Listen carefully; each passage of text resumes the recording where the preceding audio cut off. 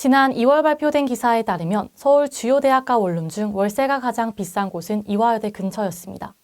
이렇게 비싼 월세와 더불어 높은 월세 상승률로 인해 이화여대 자취생들은 불안을 느끼고 있는데요. 자세한 이유는 무엇인지, 또 해결 방안은 없는지 박규영 기자가 취재했습니다.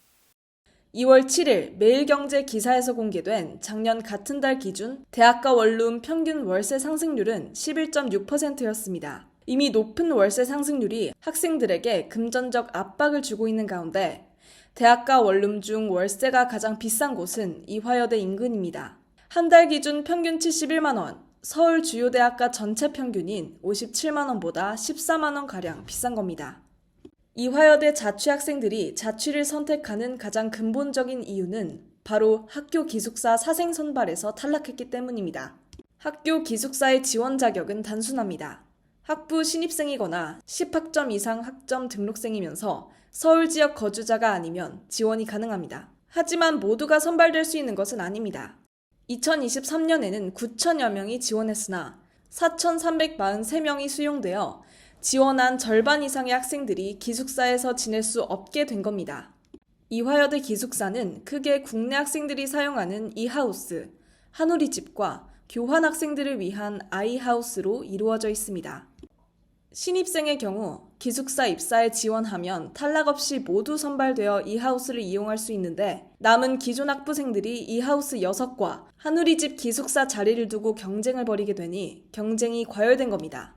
기숙사 배정 결과 탈락이라는 글자를 보았을 때 대학교 불합격을 떴을 때만큼 정말 충격이 컸던 것 같습니다. 더군다나 이대와 신촌주의 월세는 대학가 1위인 만큼 집을 구하는데 금전적으로 부담이 더더욱 심해졌던 것 같습니다. 이는 단순히 학생들만의 문제가 아닙니다. 해당 문제로 인해 학생들에게 금전적으로 지원을 해주고 있는 학부모의 입장도 난감합니다.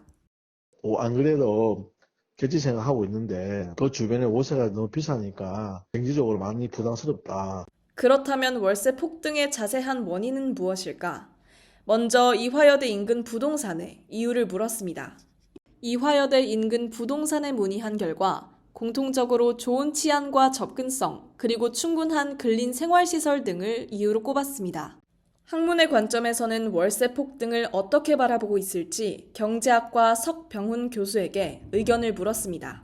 그래서 최근에 물가를 억제하기 위해서 한국은행에서 기준금리를 인상했죠. 고금리가 되다 보니까 월세는 당연히 높아질 수밖에 없는 것이죠.